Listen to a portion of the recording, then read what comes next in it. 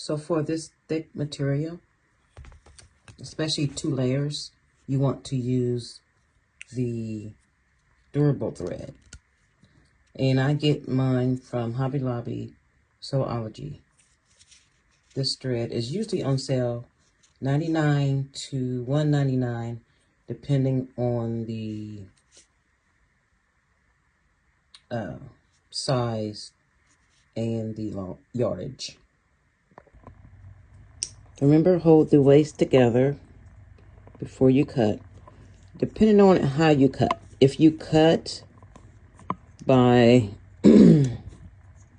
lining up the pants leg, you must do this. But if you cut by measuring, you don't have to do that. But I do it for both ways, just in case. So now that we want to consider the inch we need for the cuff and the hem, we want to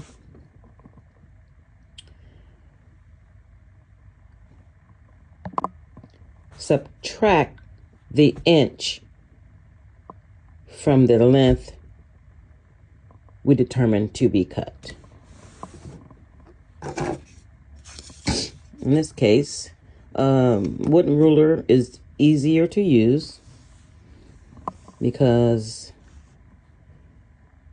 we're not measuring more than 12 inches. In this, I will usually cut both legs at the same time, but since this is so thick, I'm going to cut one leg at a time. Sometimes the fleece is longer than the actual pants, so it will turn out like this. See that? So I had to cut the extra fleece off. And just trim up the edges as you would any other garment to make sure they are nice and neat and the 2 layers are the same length.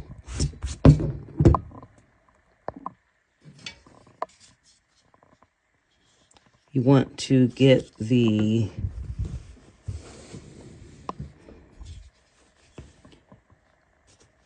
cuff exactly the size as the original cuff. So that's in 1/2 inch.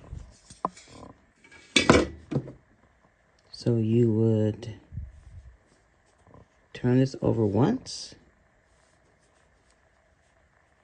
twice,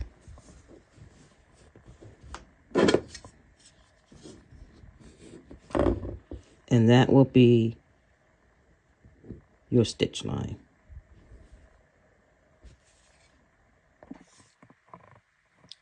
Sewing tip: as you're pinning the 2 layers together, make sure the sides line up. See, with that outside stitch, make sure the outside stitch lines up to make sure the pants come out even and untwisted.